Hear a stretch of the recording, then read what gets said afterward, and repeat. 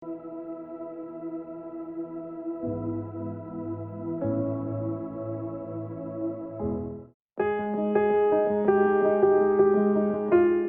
teman-teman sekalian, salam berkat dan salam sejahtera saya ucapkan. Selamat bertemu sekali lagi. Semoga saudara-saudari semua sehat dan ceria di dalam Tuhan. Hari ini kita masuk ke dalam sesi yang kedua, siri Memimpin Seperti Yesus. Dan ini adalah berkenaan dengan panggilan kita sebagai seorang pemimpin. Clarity atau kejelasan panggilan hidup kita adalah penting untuk kita menjadi seorang pemimpin yang efektif. Banyak orang memikirkan, saudara-saudari, bahawa panggilan Tuhan hanyalah untuk mereka untuk menjadi pastor, missionary ataupun bekerja sebagai pekerja sepenuh masa di gereja ataupun organisasi Kristian.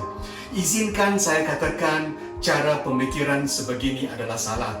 Memang mereka yang vocationnya bekerja sepenuh masa untuk Tuhan, iaitu panggilan mereka adalah istimewa daripada Tuhan.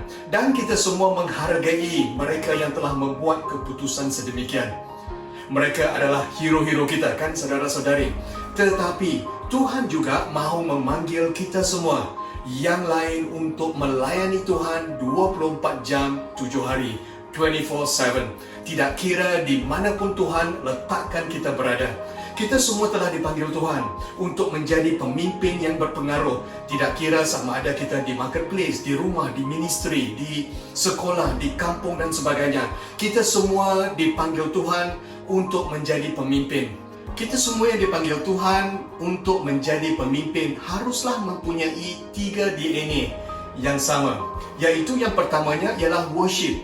Kita dipanggil untuk hidup dengan penuh pengabdian kepada Tuhan, dengan doa dan dengan mempelajari dan mematuhi firman Tuhan. A life of total devotion to God. Yang kedua ialah mission. Misi kita ialah untuk memuridkan orang semua, termasuk mereka yang tidak mengenal Yesus. Dan yang ketiga ialah community. Kita dipanggil untuk hidup di dalam komuniti besar, di dalam Kristus. Dan kita semua adalah anak-anak Allah. Kita tidak boleh hidup berseorangan. Nah, saudara-saudari, kebanyakan daripada kita mungkin akan memikirkan bahawa pelayanan Tuhan mempunyai 2 peringkat. Satu peringkat untuk mereka yang melayani Tuhan sepenuh masa, dan yang satu lagi untuk mereka yang melayani Tuhan dengan menyokong mereka di dalam peringkat pertama dengan dana dan doa. Satu kumpulan bermain dan satu lagi kumpulan menonton. Yesus menukar kefahaman tersebut dengan memanggil nelayan, doktor, tukang kayu, accountant dan sebagainya. Yesus memanggil mereka untuk hidup dengan kepimpinan hamba, servant leadership. Ada satu ketika, ada seorang yang bernama Zacchaeus. Dia adalah seorang pemungut cukai, seorang yang sangat kaya dan dibenci orang ramai. Dia seorang yang pendek dan cuba hendak melihat Yesus, tetapi orang ramai terlalu banyak. Lalu dia berlari, mendahului mereka dan memanjat pokok ara untuk melihat Yesus yang akan melalui jalan tersebut. Apabila Yesus melihat Zacchaeus, dia berkata dengan perkataan yang sangat terkenal untuk kita semua, "Zacchaeus, turunlah dengan segera, kerana pada hari ini aku akan menumpang di rumahmu." Nah, saudara-saudari, semua orang melihat hal ini bersungut-sungut kerana Yesus ingin menumpang di rumah orang yang berdosa. Tetapi inilah Yesus kita. Dia melihat orang-orang yang biasa, yang berdosa seperti Zacchaeus. Yesus pergi ke rumahnya dan memotivasikan Zacchaeus untuk bertaubat. Walaupun Zacchaeus masih kekal dengan vocation atau pekerjaannya sebagai pemungut cukai, Yesus telah menjadikan Zacchaeus murid Yesus sepenuh masa. Hari ini, Tuhan mengingatkan kita untuk melayani Tuhan sepenuh masa, saudara-saudari.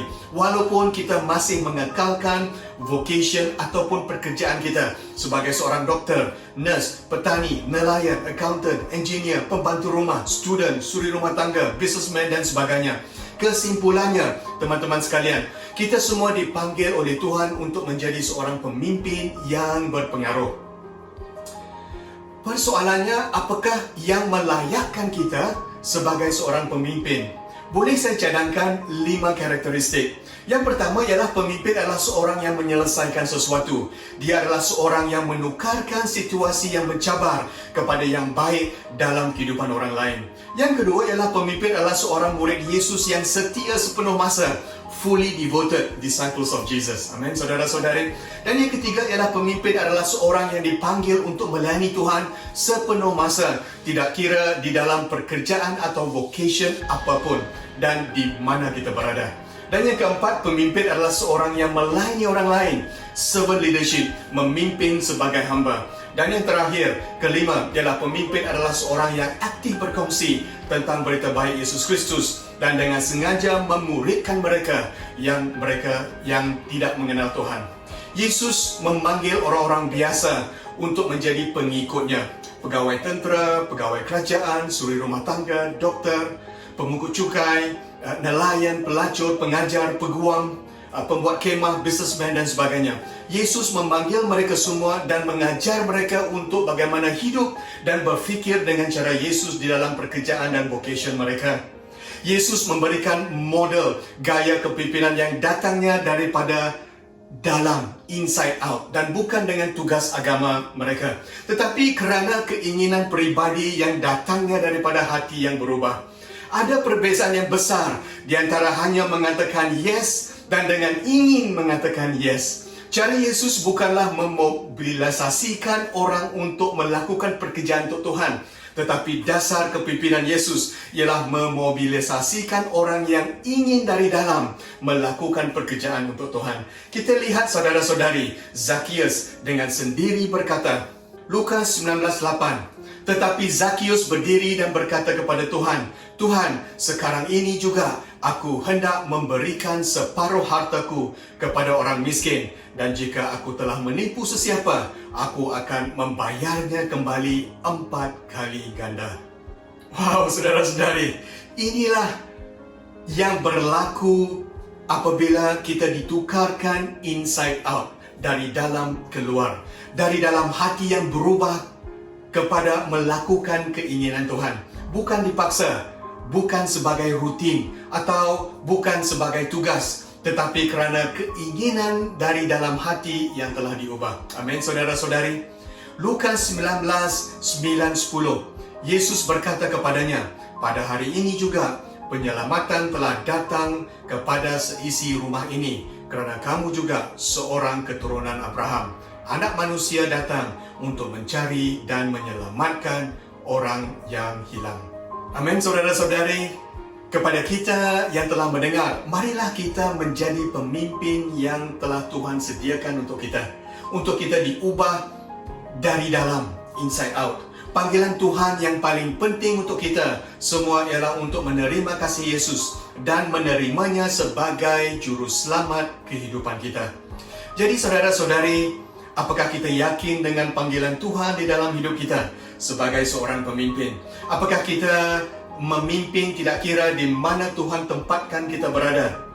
Kita menjadi terang dan garam dunia, salt and light of the world. Jikalau belum, mari kita serahkan hidup kita kepada Tuhan dan berdoa supaya kita akan hidup dengan hidup yang intentional, hidup yang sengaja, sepenuh masa untuk Tuhan dan memimpin dan memuridkan orang lain, tidak kira pekerjaan kita ataupun vocation kita yang sekarang ini. Amin, saudara-saudari, mari kita berdoa. Tuhan, kami telah belajar dasar yang kedua, memimpin seperti Yesus, yaitu panggilan kami sebagai seorang pemimpin. Hari ini kami serahkan diri kami ke tangan-Mu. Ajar dan pimpin kami supaya kami memimpin dengan cara yang telah diajar oleh Yesus kepada kami. Gunakan hidup kami, walaupun dimanapun kami berada atau apapun pekerjaan kami. Kami mahu menjadi pengikut Yesus yang sepenuh masa. Kami mahu menjadi seorang pemimpin yang efektif. Kami mahu menjadi seorang pemimpin yang berpengaruh. Dan kami akan yakin dengan panggilan Tuhan untuk kami menjadi seorang pemimpin. Di dalam nama Yesus Kristus, kami berdoa. Amin. Amin. Amin. Amin. Terima kasih saudara-saudari. Sampai kita bertemu sekali lagi. Tuhan memberkati. Shalom.